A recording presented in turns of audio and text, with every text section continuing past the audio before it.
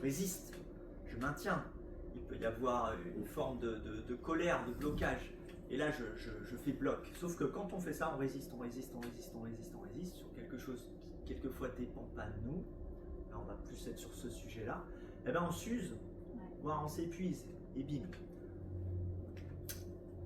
Des fois, je fais la métaphore avec la mouche. Vous voyez, une mouche, vous n'arrivez pas à la faire sortir. Près du carreau, elle est là, tu vas sortir, putain de mouche, puis elle rentre comme ça. Bam, bam, bam, bam, elle rentre dans le carreau, elle y va. Ça vous emmerde, elle passe pas, et puis tu la vois. Puis hop, elle s'épuise un peu. La fenêtre, elle est ouverte là, elle arrive à passer. Une mouche ou autre chose. Bah, souvent, on fait ça. Souvent, on peut faire ça.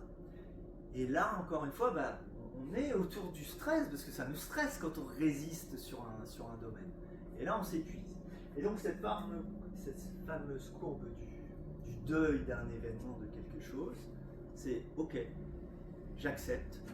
Souvent, après, il y a d'autres émotions qui vont descendre. Ça peut être partie colère, ça peut être de la tristesse, ça peut être. Ça dépend du domaine.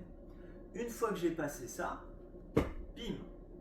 Enfin reprendre de l'énergie et remonter. Tout ça, c'est quand vous comprenez vos fonctionnements, en fait, tout simplement, ça dure moins longtemps le stress. Et du coup, vous avez plus d'énergie et c'est juste plus facile. Donc, est-ce que ça dépend de moi et comprendre comment je fonctionne, vraiment vous permettre de moins vous exploser, quoi. Tout simplement. Ça va ?